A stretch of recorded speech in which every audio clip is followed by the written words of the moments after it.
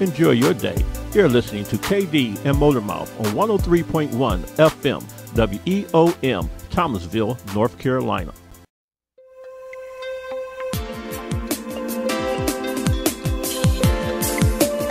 You're listening to WEOM 103.1 FM in Thomasville, North Carolina.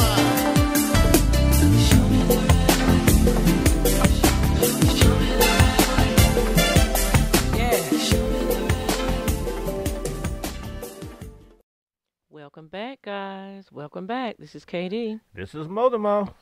And we're sitting here just pretty much going over everything that's happening in the world, politically, socially, economically, entertainment-wise, and everything. But we're glad that you're here. You know, Kaye Dee, you was talking about the debate. I thought you were going to talk about that debate on American Idol. You know, that was a crazy one. Yeah, it was a debate. It was pretty much a fight, too. Yeah. Well, a verbal fight. You know, that was some verbal abuse. Yes. All the way around since we talking about bullying. Talk about bullying. I'm like, oh, my goodness.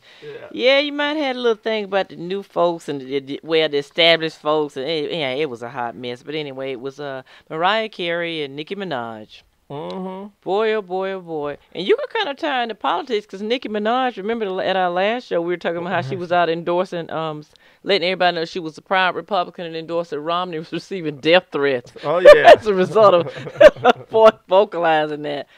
But I guess Motormouth heard about it too. It's all in the headline news. It's really kind of crazy. Okay? Yeah. All of this stuff. I'm like, okay, the thing that bugs me about Motormouth is this. Why is it whenever we have two women of color? I knew you were going to go there. I can't help it. Women? Just two okay, women. You know why? I'm gonna explain why. Okay. I am a woman of color, and I'm sorry. I'm going to keep it real today. I don't see enough of people that look like me, even though we have overcome, as they say. We have not overcome enough for me to cut the TV on, and look at the mainstream high dollar pulling kind of shows on a regular basis and see enough people of color. But you know, where the bottom line is they just don't show the stuff with the other people before it's on. I mean, that was something wasn't even in the show. Okay, that was something that happened off camera, but the cameras was recording. But you know what, regardless and they have that all the time. You can go online and find that all. I thought we were talking about why I was going there with the women of color thing. Yeah, okay. Right. I just the point I was making was this. I am tired of seeing people of color portrayed in the media in a negative light. Don't get me wrong. I'm not saying that we all goodness is light and sweetness and candy and chocolate. I'm not saying that. But, Dad, can we just have a little bit more diverse illusion, because that's all entertainment TV. I mean, can we have a little bit more diversity as far as how we're portrayed? I just say they were acting like Roseanne Barr, okay? I just want a little bit more portrayal of a different kind. I mean, we can still do the crazy stuff. We can do the stupid stuff. We can be ghetto fabulous. We can be elegant. We can be tasteful. Can we be everything? That's all I'm saying. They are being everything. It's just those two was doing their thing. But the thing is, we're just never portrayed overall in a positive light, especially black women. I'm sorry, I don't see it. We have to fight stereotypes. That's just my opinion. I think that's why fight stereotypes. Don't get me wrong. You're right. They do. You're right. But let me break it down a little differently, just my opinion. Okay. There still is there's enough Caucasian ladies on TV where they can be portrayed in every spectrum under the rainbow. That's the problem. It's their industry. There's no balance. I'm not saying you asking me, and I'm trying to tell you. It doesn't. I didn't get into who owns the industry or nothing. Yeah. I'm just telling you why I feel like I feel. That's it. I'm just saying why we don't have more of ladies of color being presented in a positive light. Yeah. If we had I'm thinking about Basketball Wives. I don't know if you've ever seen Basketball Wives. It just turned into a hot ghetto fabulous mess over there. So, oh my God, it got crazy. And then we had the Real Housewives of Atlanta, which is now an all black cast with the new season coming out. They've gotten rid of the girl that was Caucasian Kim. Now it's all black. And Nene is still on there doing her thing. I'm not mad at Nene. She's doing her thing, getting paid big time. But again, it's like there's not that many shows where the cast is predominantly African American that I can think of off the top of my head. Not really. And the ones that are there, they always have the black women fighting and, you know, catty and clawing each other. I mean, it's reality to an extent, but it's not the only reality for black women. That's all I'm trying to say. Well, you know, it's not even though I think about reality, but, you know, since the history of television, it's been like that. You might have one show or two. You had Cosby and a guy from Chicago, the one that passed. From Chicago? Yeah, the past. I can't think Bernie Mac. Yeah, oh, the Bernie Mac show? Yeah, you know that was kind of, you know, positive in a light that showed wholesome upbringing of children and the family. You talking about the black family overall? I'm just talking about television. Yeah. I'm just now just focuses on the portrayal of women in TV, especially women of color. Not and necessarily. Then the Danielle Carroll show way back when. Yeah. You know, so as I said, they haven't given too much light of people of color, both females and male, in Hollywood, if you want to say Hollywood, New York, or however you want to say. Yeah, they haven't. And then when they come into Atlanta, and you know, other than some zombie blood-sucking stuff, it's going to be black. And you know what's ridiculous to me? I know there are a bazillion people right here in Metro Atlanta. Don't get me wrong. I'm not taking anything away from the Housewives of Atlanta TV show. Let's get that out there right now. But there are a million women in Atlanta that will represent this city and represent it very well. But I understand that TV is about ratings. I'm not stupid. You know, my major was radio, TV, film, okay? But it's about ratings. And if you can't bring it, and if you can't bring the drama, which brings in ratings, which equals to dollar signs, you're not going to last long anyway. I know that. Yeah, but all I'm trying to say is I'm just kind of, I just want to show what a perfect example. Have you seen this new show on ABC called, what's the name of this show? The lady, she's in the White House. I'm trying to think of the name. Scandal. Have you seen that? I might have saw it. That's an intelligent show with a black woman in control that makes you go, that's interesting. I like it. Yeah, you need to check it out, Motormouth. It's cool. I've seen it before. It's pretty cool. Yeah, it's pretty cool. You know. But anyway, I know the world can't be all sweetness and light, and all black women are not that way, but you know, hey, whatever. I'm just kind of frustrated with Nicki Minaj and Mariah Carey, because we're shown fighting. We're not fighting. In reality is we don't know what happened, but based on the video that was shown, Nicki Minaj called Mariah Carey a B word and threatened to shoot the woman and all this other kind of nonsense. And Mariah Carey took it pretty darn serious and said that she was a little uncomfortable, which I can understand. Who wouldn't be? And it just got, like Motormouth said, blown up all over the world and all over the web, showing two black women. Well, I don't know if Mariah really calls herself black. Let's say two women of color at each other's throats. Like, we can't get together. And both of these women are getting paid millions. Are you feeling me? Millions. I think Mariah Carey is receiving about $15 million for her gig on American Idol. And I'm sure Nicki Minaj is getting paid just as well. You know, I don't know her dollar amount, but best believe in reality, I would think that two women of color getting that kind of money to sit up and judge a show, we can't sit up even if we hate each other and be professional and like we don't care and move on. That's all I'm saying, Motormouth. That's my thought for the day. Yeah, you know, as I say, you know, it's Hollywood.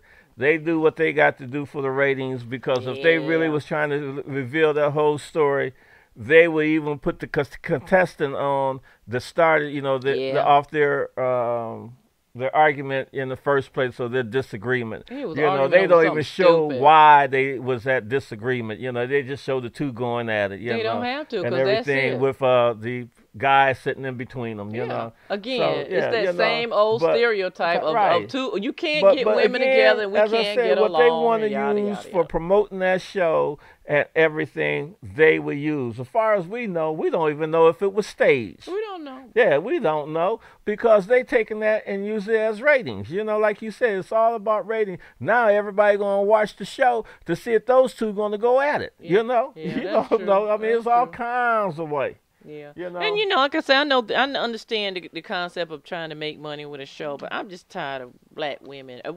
Women in general always being shown clawing each other down. Until we really know the script of how things is going, we really don't know what's really going on. Yeah, that's true. We don't know. I'm just talking about what's happening in general. You know what I'm saying? But speaking of clawing each other down and fighting and debating, back to politics. Did you see the debate, Motormouth? Yeah, I saw the debate. It was interesting. There wasn't too much clawing going on, though, to be honest about it. Right. It really wasn't. And, you know, I got to give it to Mitt Romney because even though he's not my cup of tea, I don't know that man on a personal level. He did show himself in a different light. That's all. What you mean by that? Just my opinion. Well, Mitt Romney. You gotta break that down because he didn't show me nothing different. I'm gonna try it. I'm not saying he showed anything different. I'm just saying, in my opinion, visually, he showed himself in a different light because he still didn't answer nothing. I'm trying to. Well, he never really did pin down too much before that. That's what I'm saying. So what? Nothing was different. He didn't pin down nothing, last night. But we talking about an illusion. Okay, the illusion that I saw. This is just me. Okay. The Mitt Romney that I was trying to get a feel for what he was all about before, I couldn't figure out whether the man was going left, right, up, and down. He was all over the place, changing his mind like the way the wind was blowing. I mean, it's kind of scary to me when you're dealing with folks like that. And then when Obama broke it down, he changed his mind again. Yeah, he did. He did. Instantly. But this is what I think he got out of his display during the debate. He showed himself to be more presidential, for lack of a better word, than what I looked at him as before. Why not? Why by what? Not answering no questions. No, I think what it was, he showed he had a little chutzpah, as I call it. He came out like he was ready to roll. He was on point. I'm gonna give it to him. He was on point. Whether you agree with what he said or not was a different thing. But he had a little energy behind him of a different. To me, my opinion, Obama was very laid back. Well, I mean, it could be his strategy because the reality is it's just the first of the debate, and they have to do 3 total to president. Yeah, but I'm not too much on any of them. But Obama to me. But did you look at the debate? Yeah, when the thing about Obama that I like, and people got to realize of the man. He did what he had to do last night.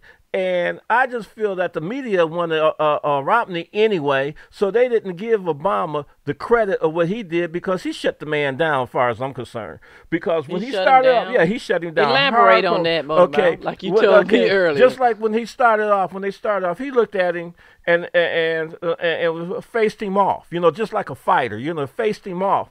And punched the hell out of him. Excuse my language, but punched the hell out of him. See all that. And then got to the point where, hey, you ain't got nothing else to say. Then he started looking down at his paper, and he started doing number calculation. And then when he came out and told him to do the math, how you know he was doing on that paper? Because he came back and replied. He could have been writing a love letter to Michelle because it was their anniversary. Right, but we don't know what he was writing. We're gonna say like this here. You asked me now. I'm gonna tell you now. When he came back to Romney before he completely shut down, he told Romney do the math. He broke down everything that Romney said about what would be what, how it was going to be, and everything else. Then he said, now, take it to the people and ask them which plan do they want. Do they want my plan or your plan? And he said, just do the math. And you know what, and when you do the math and you think about Romney's plan is not going to work. It's going to put the country in worse predicament and everything else. And then he finished up and he said, this is what I got when I took the office. He already had the $1 trillion debts and everything already accumulated. You talking about Obama? Yeah, that's what he did. So they're not. And then Obama asked him many a time, explain it. Well, and he could not explain it. I wasn't even getting into that part yet. So all I was trying to say was visually, like I know when you have 2 opponents. And you have 2 people. And he spared him. He could came out and asked him about when you have 2 opponents, all I was trying to say is this. I wasn't even analyzing what they said. When you're doing a debate, like you said, you got an opponent, you got to stare him down. It's not just what you're saying, it's how you say it. And all I'm saying is this. I'm not endorsing Mitt Romney. I'm not endorsing anybody. Yeah. But all I'm trying to say is for the first time, regardless, the Mitt Romney that I saw running around before was saying all this crazy stuff. I'm like, what? Is he serious?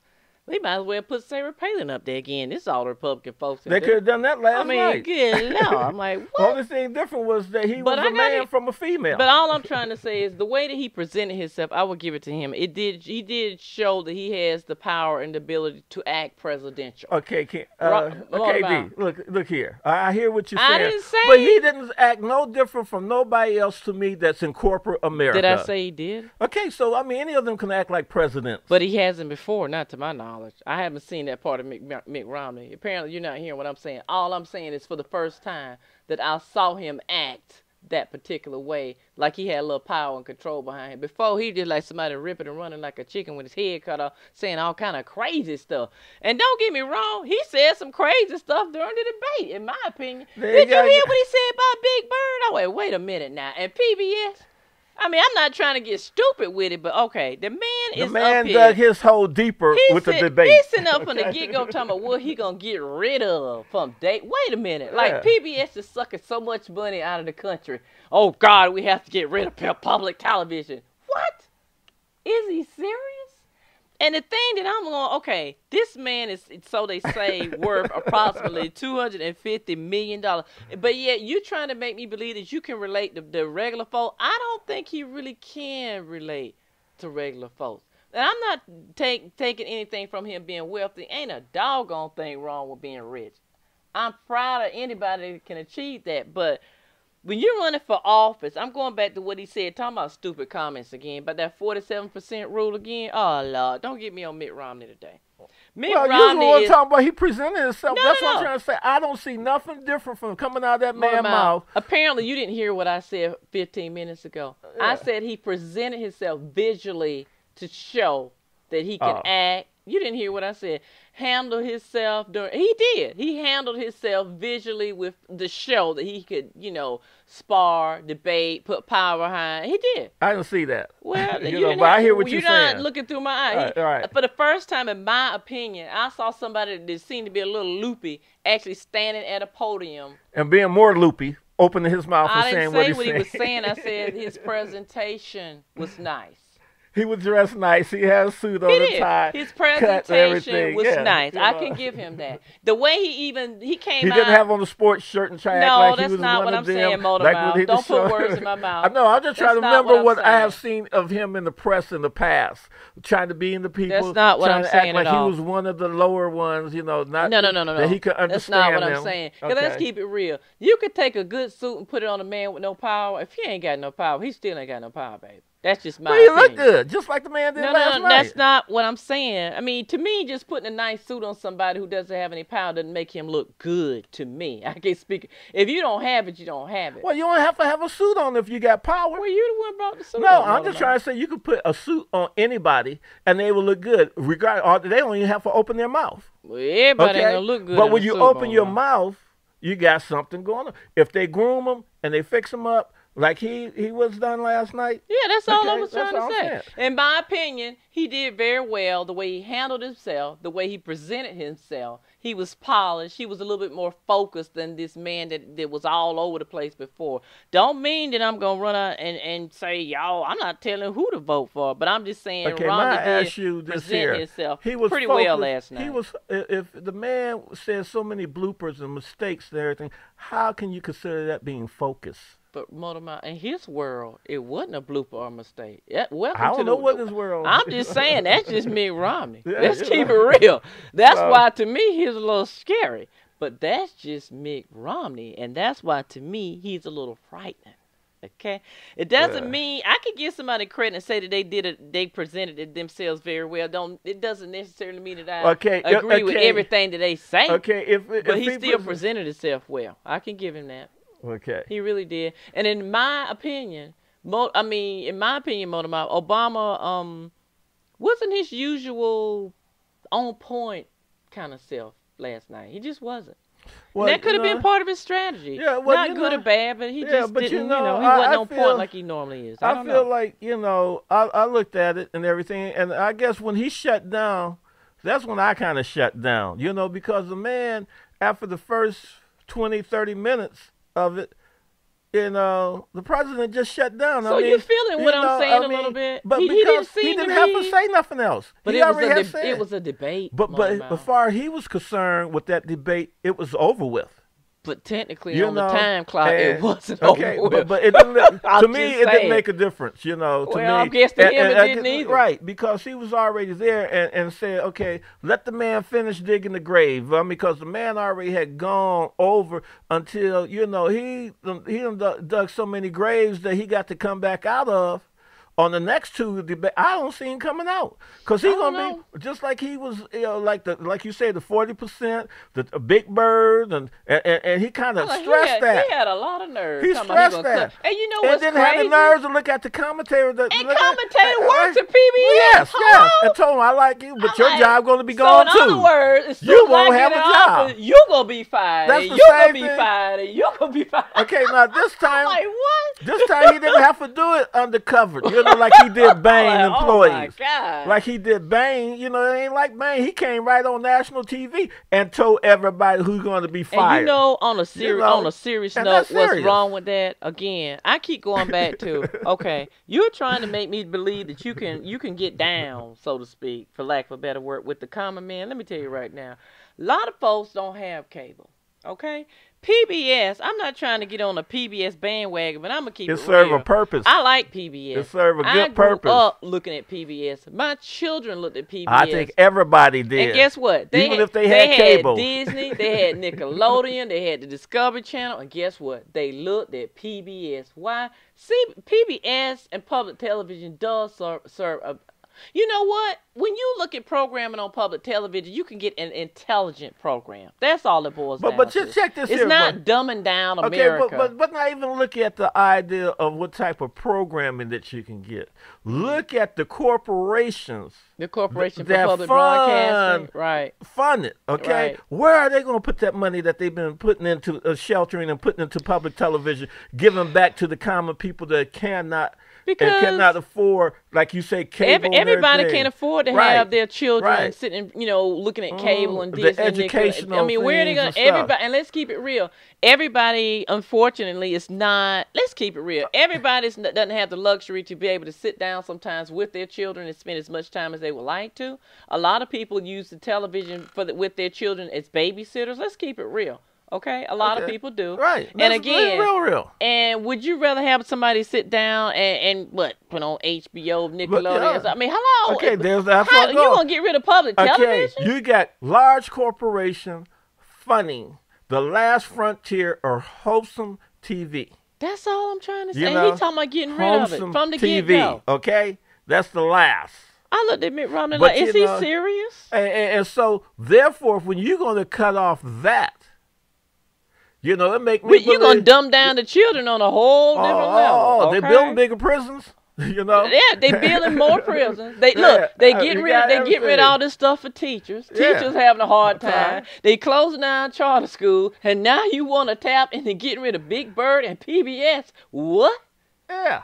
I'm like, and look, like getting rid of PBS would really solve this big old deficit problem. Let's get rid, we got that's a tiny little bucket. Triple in a bucket full of a hot mess right now. And then when you look at the ideal, and I'm not saying that the government don't give some money to PBS, but every time I watch a show and the credit run at the end, I never hear really, other than National Endowment or art or something like that, a little bit of money. But everybody who's given that money is either personal foundations or major corporations, that is given that money. So like you said, and let's not forget the public at large, because when it comes to foundations and grants and that's sponsorship, believe it or not, the larger percent of the funding actually comes from the watchers, the viewers. That's their last phrase that they say. Right, and I don't know whether people realize it or not, but there's a reason that public television has to have these every quarterly begging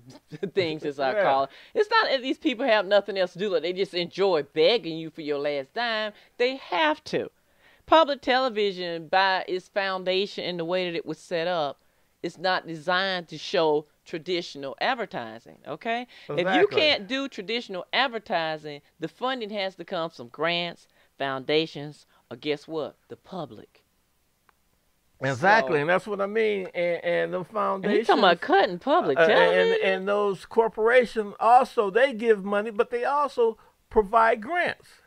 And in exchange, they provide a service. Because you got, because like there's they a provide big party. Intelligent right. programming. And then you're going to take away the jobs for all the producers, the directors, the cameramen, everybody that's involved into a production. Big Bird, Ernie, Sesame Street. All my favorite British TV shows that people think I'm nerdy because I like to look at, but I like them.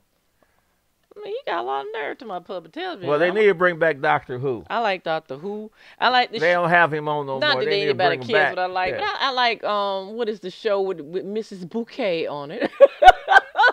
And the show, the guy, he's a doctor. I cannot think of his name. He's a little interesting guy. I can't think of the name, but anyway, I like public television. Long story short, always have, probably always will.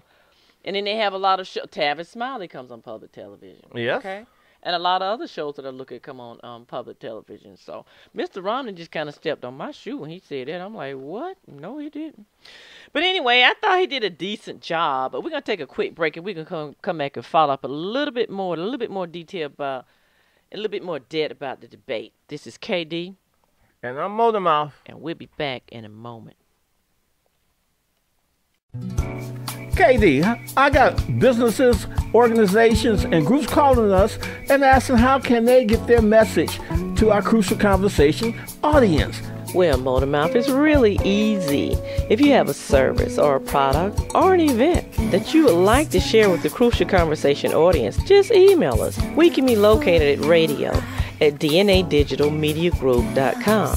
That's radio, RADIO, at D as in David, N as in Nancy, A as in Apple, digitalmediagroup.com for details. We look forward to hearing from you.